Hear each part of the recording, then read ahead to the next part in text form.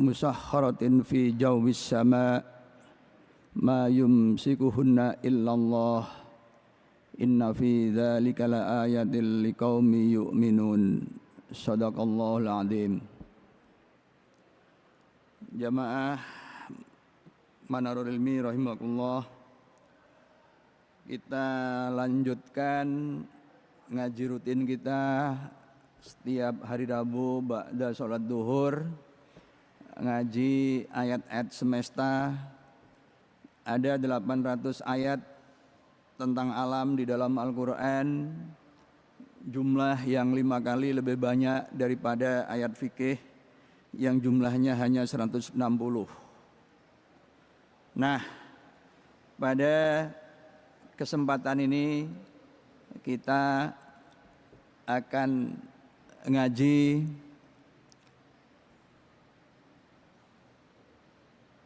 udara dan burung. Pada kajian kita terdahulu, kita telah membahas struktur jagat raya, dan di dalam struktur tersebut kita sebagai manusia yang tinggal di bumi dipandang sebagai acuan melihat ruang angkasa. Jadi bumi ditempatkan sebagai pusat pandang dan kemudian kita melihat ke ruang angkasa. Nah, ada langit 7 lapis, tapi di antara langit itu ada bainahuma. Nah, tadi di dalam mukadimah saya kutipkan surah An-Nahl ayat 79, alam yaro ilat toir. Apakah mereka tidak memperhatikan burung-burung itu? Burung ini setidaknya telah mengantarkan 2 orang yang kemudian dicatat sebagai tokoh besar di dalam sejarah pemikiran. Yang pertama Ibnu Firnas, yang dari pengamatan burung kemudian beliau menggagas apa yang sekarang kita sebut sebagai pesawat terbang. Dan yang kedua adalah Ibnu Sina. Dari burung ini Ibnu Sina berargumen tentang eksistensi jiwa, menggunakan gerak burung yang di dalam konsep Aristoteles gerak itu ada 2, gerak terpaksa dan gerak spontan. Gerak spontan kalau kita memegang sebutir kelereng misalkan kemudian kita lepas maka dia jatuh, itulah gerak spontan. Tapi kalau kemudian kelereng kita lempar ke atas, dia akan ke atas, itu gerak terpaksa. Nah, seekor burung kita lepas ternyata tidak jatuh tetapi justru bergerak ke atas. Nah, itulah kata Ibnu Sina bukti bahwa ada jiwa di dalam seekor burung yang membedakannya dengan sebutir kerikil atau batu. Nah, ayat ini lengkapnya adalah alam yaro ilat toir musakhkharatin fi jawwis sama ma yumsikuhunna illallah inna fi dzalika laayatil liqaumi yu'minun. Jadi apakah mereka tidak memperhatikan burung yang ditundukkan fi jawwis sama? Jadi di sini ada frase jawwus sama. Al-jawwu itu adalah udara. Kita review ngaji kita yang terdahulu tentang struktur jagat raya. Dari 2 ayat ma khalaqnas samawati wal arda wa ma bainahuma la'ibin wa ma khalaqnas sama wal arda wa ma bainahuma la'ibin. Jadi dalam ayat ini kalau kita sederhanakan ada bumi, kemudian langit di luarnya, dan ada bainahuma, ada antara yang bukan bumi dan bukan langit. Nah, langitnya itu banyak, tetapi seolah-olah satu.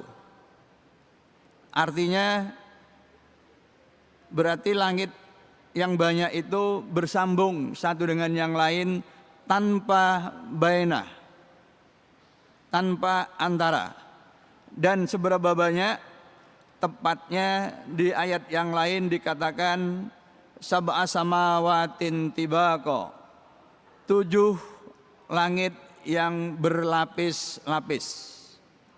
Nah, jadi inilah struktur sederhana jagat raya kita, bumi, kemudian di atas bumi yang belum masuk kategori langit, dan kemudian barulah langit 1, 2, 3, 4, 5, 6, dan 7. Langit dunia yang 7 lapis.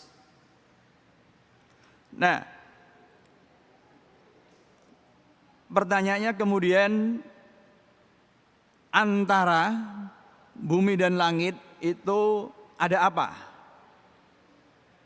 Nah, ini tadi kalau kita ilustrasikan dalam 2 dimensi, jadi bumi, kemudian antara, langit 1, langit 2, langit 3, langit 4, langit 5, langit 6, dan langit 7. Nah, kita kaji sekarang apa yang di antara bumi dan langit, diisi oleh apa. Nah, di dalam surah An-Nahl yang telah saya bacakan tadi, ditanyakan, apakah mereka tidak memperhatikan burung yang ditundukkan fi jawis sama. Jadi di sini ada frase jawis sama, udaranya langit. Ma yumsikuhunna illallah. Burung itu bisa terbang, tidak jatuh. Tadi Ibnu Sina berargumen, itu membuktikan bahwa ada jiwa di dalam diri seekor burung. Ma yumsikuhunna illallah. Tidak ada yang menahan kecuali Allah. Nah ini, di dalam surah An-Nahl ayat 79. Sekarang mari kita coba cari penjelasan di dalam beberapa kitab tafsir. Dalam tafsir At-Tabari, Al-Qurtubi, Ibnu Katsir, Jalalain, Fathul Qadir, tafsir Al-Maraghi, dan juga tafsir Al-Munir. Di dalam tafsir At-Tabari disebutkan jawis sama, yakni fi hawa is-sama bainaha wa bainal ard. Ini di dalam tafsir At-Tabari. Jadi udara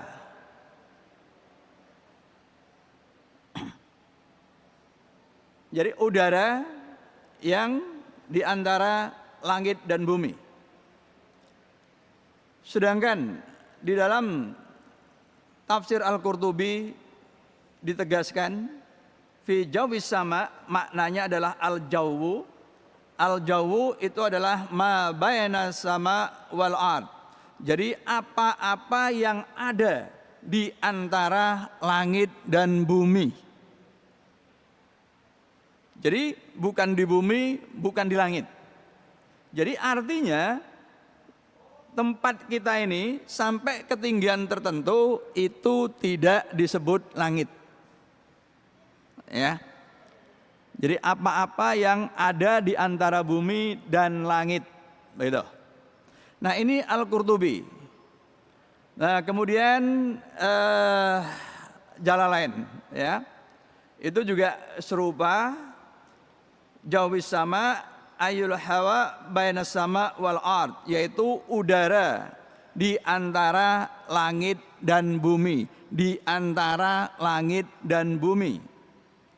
Hanya kitab tafsir Fathul Qadir yang mendefinisikan sedikit berbeda, jawis sama ayun fi kabdis sama, yaitu di tengah-tengah langit. Nah ini, jadi ini kalau ini di langit, itu dari tafsir Fathul Qadir, ya, itu berbeda dari tiga terdahulu. Kemudian tafsir yang lebih belakangan Al-Maraghi itu juga menyebutkan seperti halnya tiga tafsir sebelumnya, jawis sama, yaitu al-hawa bainal ard was sama. Jadi di antara bumi dan langit. Jadi bukan di langit. Nah ini. Jadi jumhur atau mayoritas mengatakan al-jawu itu adalah udara di antara bumi dan langit. Nah ini, ya, jadi udara. Nah ayat ini didahului dengan pertanyaan alam yaro ilat toir, jadi dikaitkan dengan keberadaan burung. Jadi udara itu dikaitkan dengan keberadaan burung. Kehadiran burung di sini, ya, dengan keberadaan udara, satu, membuat burung itu bisa tetap bernafas dan karena itu tetap hidup, ya, tetap hidup. Nah ini, nah yang kedua, dengan keberadaan udara ini kemudian burung itu bisa berterbangan, musakharatin, ditundukkan dengan leluasa terbang, fi jawis sama, di udara, ya. Nah kalau dari video ini kita perhatikan bagaimana burung ini menghirup udara. Jadi karena sedikit berembun sehingga kemudian udara yang dihirup itu bisa kelihatan, ya, bisa kelihatan itu. Nah ini karena ada udara di sekitar bumi, di dekat bumi. Karena kita tahu bahwa makin tinggi tempat dari bumi, kerapatan udara itu makin kecil. Bahkan pada ketinggian tertentu itu kita bisa kategorikan tempat itu hampa atau vakum, yang secara teoritis itu tidak ada udara. Kalaupun ada, amat sangat kecil, ya, sehingga tidak memungkinkan makhluk hidup seperti burung ini bertahan hidup. Nah, ini burung yang bernafas. Nah, kemudian burung ini juga bisa terbang. Sekali lagi itu karena ada udara. Kalau tidak ada udara, burung ini juga tidak bisa terbang. Itu. Nah, ini burung di pagi hari, ya, burung hantu begitu. Nah, burung terbang ini kemudian pertanyaannya adalah pada ketinggian berapa burung-burung itu berterbangan? Mengapa ini perlu kita tanyakan? Karena di ayat ini disebutkan wama khalaqnas sama wal ardo wama bainahuma. Jadi struktur jagat rayanya itu adalah bumi, ya, kemudian langit. Tapi di antara bumi dan langit itu ada baina, ada antara, dan isinya itu adalah udara. Dan udara ini menyebabkan burung itu bisa hidup sekaligus bisa terbang. Nah, maka ketinggian burung terbang ini bisa menjadi acuan kapan baena itu berakhir dan kemudian ketinggian berikutnya itu berupa langit. Nah ini. Nah, pada kajian kali ini kita memfokuskan pada tempat burung itu terbang, ya. Burung secara umum itu pada ketinggian berapa kemampuan burung itu terbang, ya. Nah ini burung-burung yang biasa ada di sekitar kita, bahkan ada di kampus kita ITS ini, ya. Kalau kita jalan pagi itu banyak sekali burung, ya, di taman-taman di ITS ini. Kita bisa melihat, nah ini seperti burung jalak, ya. Tapi tentu tidak ada burung cendrawasih, ya. Nah, ini burung-burung yang kecil yang terbangnya itu tidak terlalu tinggi, ya, tidak terlalu tinggi. Ini. Dan burung-burung ini ada di semua benua, di semua negara, tidak hanya ada di negeri kita, begitu ya, tapi ada di berbagai belahan dunia. Nah ini. Nah ini yang kanan bawah itu jenis-jenis burung yang bisa ditemukan di Maluku Utara. Yang di kiri bawah itu burung-burung yang ada di Inggris, begitu ya. Nah ini burung-burung yang dilindungi oleh pemerintah karena hampir punah, begitu. Nah ini burung-burung yang unik, ya, yang sekali lagi ada di berbagai belahan dunia, yang ukurannya kecil dan juga tempat terbangnya pun tidak terlalu tinggi, ya, hanya beberapa ratus meter dari tanah. Memang ada juga burung-burung yang bisa terbang itu sampai ketinggian 6.000 hingga 10.000 km. Burung yang sangat besar, tetapi dengan jumlah spesies yang tidak terlalu banyak. Dan memang harusnya begitu, tidak terlalu banyak. Sebab kalau terlalu banyak, ini terbang di atas ketinggian 6.000, ini tentu menjadi sangat berbahaya karena ketinggian 6.000 ke atas itu bisa kita katakan sebagai jalur penerbangan pesawat, begitu ya. Nah, andai burung yang cukup besar ini tiba-tiba, ya, muncul di situ dengan kecepatannya, begitu, kemudian memotong pesawat yang sedang terbang, ini tentu kemudian menjadi sesuatu yang sangat berbahaya, sangat berisiko, ya. Ada tetapi tidak banyak. Ini burung-burung yang bisa terbang hingga 10 km, ya. Nah itu. Nah, jadi tempat di atas bumi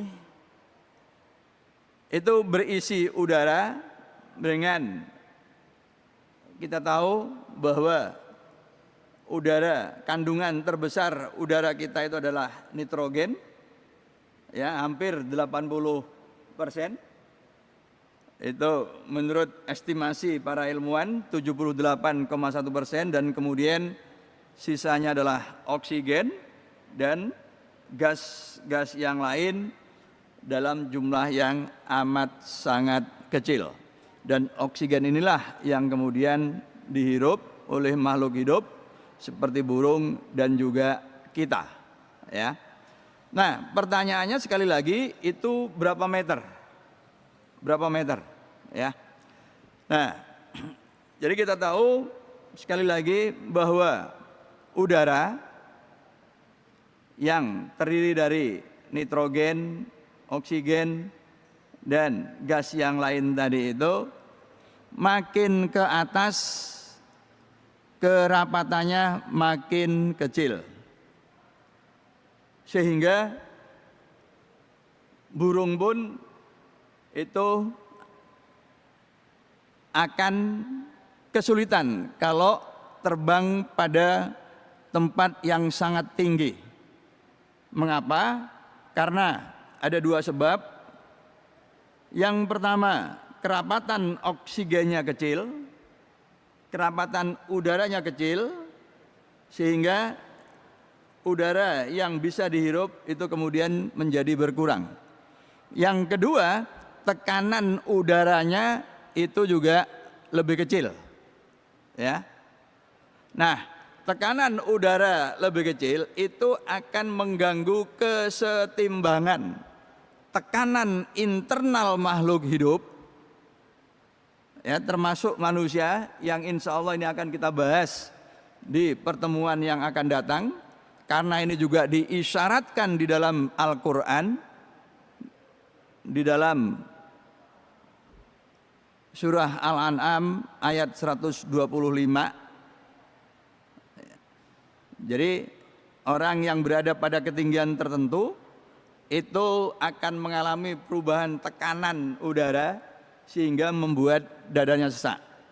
Nah, itu akan kita kaji di pertemuan yang akan datang. Nah, sekarang kita kembali ke tempat burung-burung bisa berterbangan dengan leluasa yang dimunculkan dalam bentuk pertanyaan. Alam yaro ilat toiri musakharatin fi jawis sama. Apakah mereka tidak memperhatikan burung-burung yang berterbangan, burung-burung yang ditundukkan fi jawis sama? Ini sebab burung itu punya massa. Karena dia punya massa, dia dipengaruhi oleh gaya gravitasi. Mestinya jatuh. Tetapi burung ini tidak jatuh. Ya, burung ini itu tidak jatuh. Bagi orang beriman, karena tadi inna fi la ayatin liqaumin yu'minun. Jadi yang inna fi dzalika laayatin liqaumin yu'minin. Pada yang demikian itu terdapat tanda-tanda bagi orang yang beriman. Meyakini bahwa dia bisa terbang itu memang satu kehendak Allah. Tetapi tentu Allah juga menggunakan sunatullahnya, menggunakan hukum-hukum alam. Mengapa burung ini kemudian bisa terbang?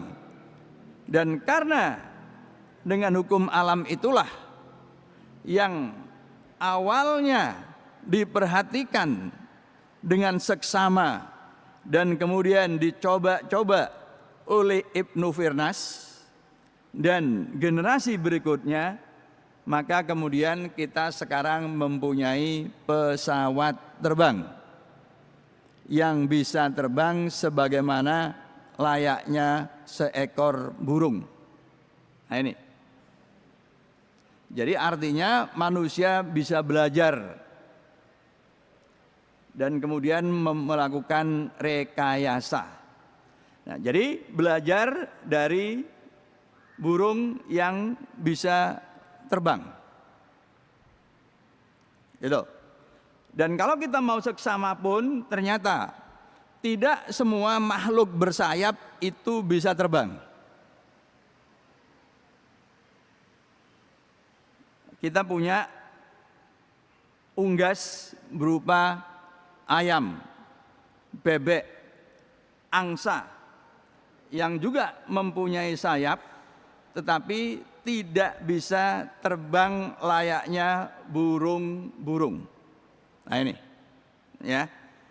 Jadi ini terdapat tanda-tanda bagi orang-orang yang mau memikirkan tentang fenomena ini. Dan orang yang memikirkan ini maka kemudian bisa mengembangkan ilmu pengetahuan dan bisa membangun kemuliaan hidup di muka bumi. Ya. Sebagaimana janji Allah, sebagaimana pernyataan Allah, yarfa'illahul ladzina amanu minkum walladzina utul ilma darajat. Allah akan mengangkat derajat orang yang beriman dan berilmu. Berilmu berarti diantaranya adalah merenungkan fenomena-fenomena alam dan kemudian mempelajari, menguasai dan menerapkan di dalam praktek kehidupan. Maka orang yang seperti ini kemudian akan diangkat derajatnya di muka bumi. Dan bangsa-bangsa yang eksis saat ini itu adalah mereka yang mengembangkan dan menguasai ilmu pengetahuan. Kalau Cina saat ini eksis, mulai menggetarkan negara-negara maju, negara-negara barat, perlu kita catat bahwa Cina itu mempunyai beberapa Nobel Prize winner di dalam bidang fisika, khususnya fisika teoretik. Itu artinya apa?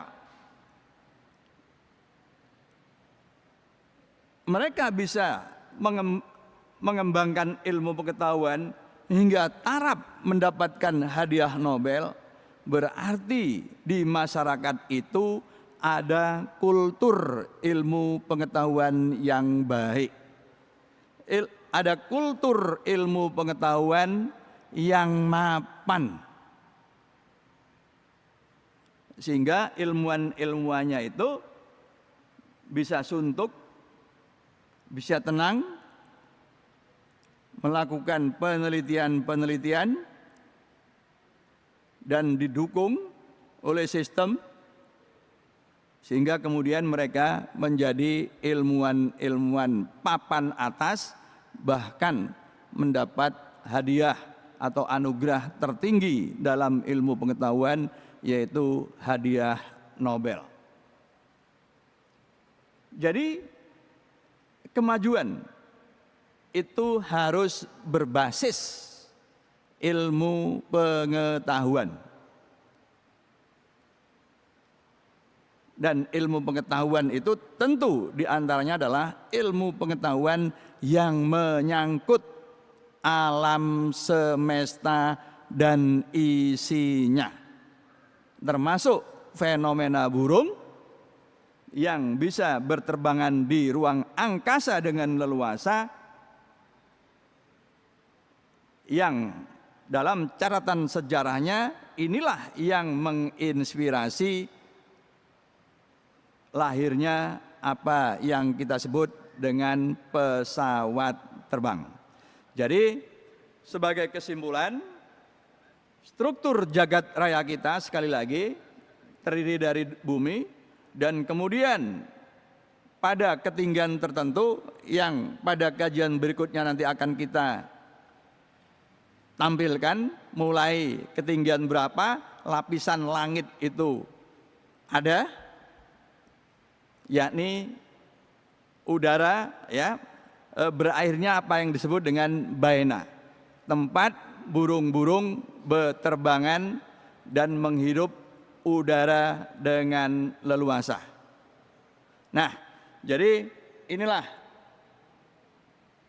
lapisan di luar bumi sebelum langit yang disebutkan di dalam beberapa ayat. wa ma khalaqnas sama wal arda wa ma bainahuma la'ibin wa ma khalaqnas samawati wal arda wa ma bainahuma la'ibin. Jadi di sebelum langit itu ada antara yang isinya udara, tempat burung-burung menghirup udaranya itu sehingga tetap hidup dan berterbangan. Itulah ruang di atas bumi sebelum langit.